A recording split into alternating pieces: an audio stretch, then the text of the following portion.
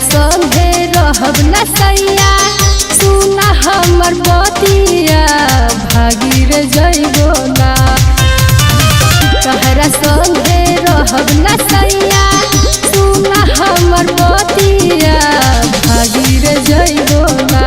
ये होतिया भागी रे जइबो ना कि तोहके छोड़ी के नैहरवा हम तो भागी रे जइबो ना।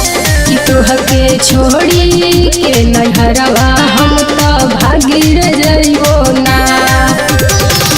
जब तू जइबू रानी अपन यारावा हम कैसे के जिया बना मरा चाहे जिया।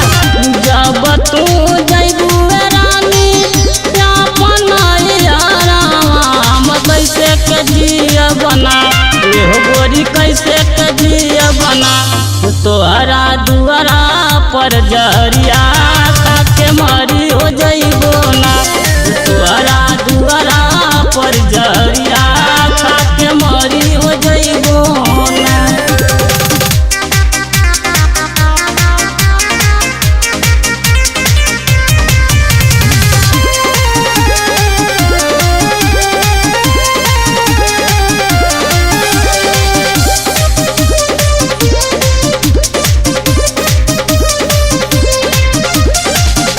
जहिया से अइली राऊ तोहरा अंगनावा एकहु न पूरा कैला हमरो सपनावा। कैसे के जियब रानी लागी नाही मना बन जाइब जोगिया गोरी छोड़ी के बवाना।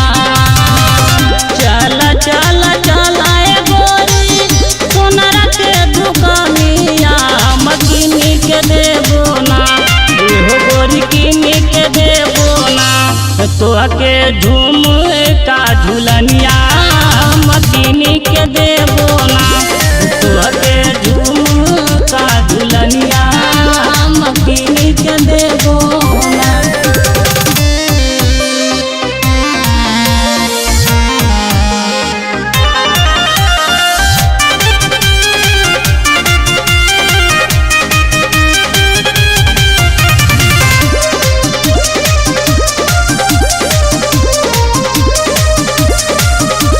घरेलू कलेश काहे चढ़ली जवानी में अगिया लगा के जइबू का तू